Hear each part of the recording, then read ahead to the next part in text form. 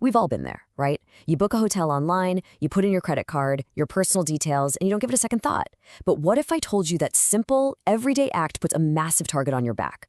The entire hospitality industry is under siege from cybercriminals, and today we're going to pull back the curtain and show you exactly how it all works.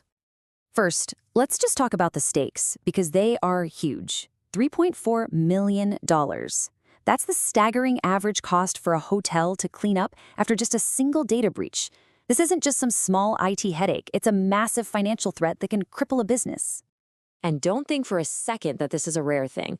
According to a recent report from TrustWave, nearly a third of all companies in hospitality have been hit. So this isn't about a few unlucky hotels, it's a systemic, industry-wide problem. So it all boils down to this, right? You book that much-needed vacation, you trust the hotel chain with your most sensitive information, but behind that friendly confirmation email, there's a digital war being fought over your data. So let's break down exactly how these attacks happen and, most importantly, what you can do about it. Okay, to really get this, we need to zoom in and look at one specific and, frankly, brutally effective scam that's making the rounds right now. It's a global campaign that some researchers have called the I paid twice attack, and what makes it so slick is how it messes with your head. Now here's the real kicker. This isn't your average, poorly spelled spam email. Nope. The attackers start by using your actual booking details to build a scam that feels completely legitimate. The second you see your real name, your real travel dates, your real confirmation number, your guard just drops. This whole operation, it unfolds in 4 clear stages. It's a carefully planned playbook, from the moment they get their foot in the door to the final damaging payload. Let's walk through it step by step. So how do they get in? You might be thinking there's some elite group of hackers, right? Wrong. A lot of the time, they just go shopping. They go onto cybercrime forums and buy stolen login credentials for these hotel booking portals, sometimes for literally just a few dollars. These are passwords that were probably stolen months ago from a completely different data breach. And once they have the keys, well, they just walk right through the front door. They use those cheap, stolen credentials to log into the hotel system, and they see everything. And this, right here, is the core of the scam's power. They see your full name, your exact travel dates, the room you booked, even your actual confirmation number. Okay, so they've got all your details, they look legit, and they've earned your trust. Now they spring the trap. They manufacture a crisis.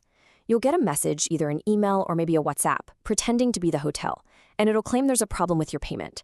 They're banking on that jolt of panic to make you act first and think later. The message is going to look totally legit, and it'll say something just like this. See how it works? It hits on a huge fear, being double charged, and then it offers you a quick, easy, but malicious solution.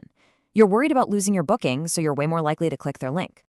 So you click the link, and this is where the real technical kind of evil magic happens. It's a trick called DLL sideloading.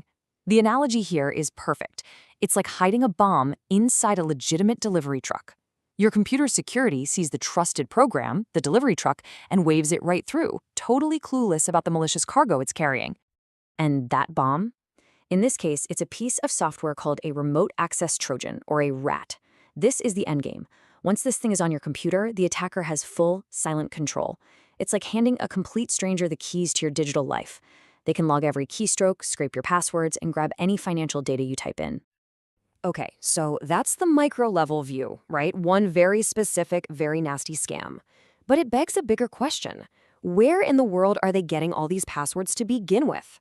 And that, my friends, is where we have to zoom out and look at the massive data breach ecosystem. Scammers get their raw materials from enormous data breaches at third-party companies that service the hotel industry.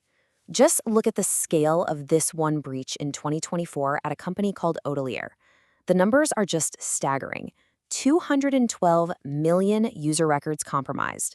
It's these kinds of huge breaches that flood the dark web with the usernames and passwords that fuel scams just like the one we talked about. And what this creates is this awful, devastating ripple effect.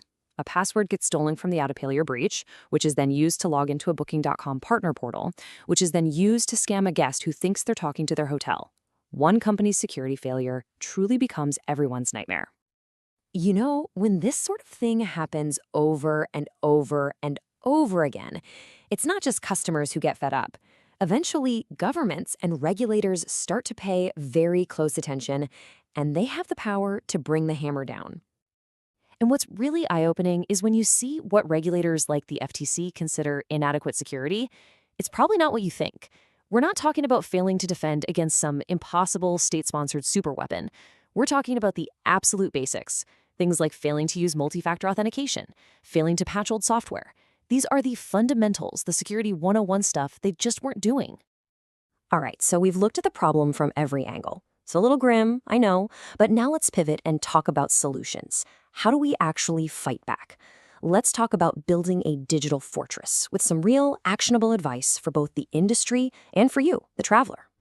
For businesses, the defense starts with the fundamentals, but you have to be religious about them. Multi-factor authentication, or MFA, on absolutely everything. No exceptions. That one thing alone stops most of these attacks cold. Then there's the principle of least privilege, which is just a fancy way of saying your employees should only have access to the data they absolutely need to do their jobs. And of course, training. Not the boring click-through kind, but realistic continuous training. And what about for us, the travelers? Well, the good news is staying safe is actually pretty straightforward. Rule number 1, be extremely suspicious of any unexpected message about a payment problem. Your default setting should be to assume it's a scam. And here is the absolute kill shot for these attacks. Independently verify. Don't click their link, pick up the phone and call the hotel's official number or go log into the booking website directly yourself. That one step makes you practically immune to this scam. Oh, and yeah, maybe don't manage your booking on the free airport Wi-Fi. Which brings us to the big, thorny question at the heart of all this. In today's world, your travel experience relies on this complex web of interconnected systems. So who is ultimately on the hook for keeping your data safe? Is it you? Is it the hotel? Is it the big booking platforms that connect everybody? The truth is, the responsibility is shared. And figuring out that puzzle, well, that's the central challenge of security in our very connected world.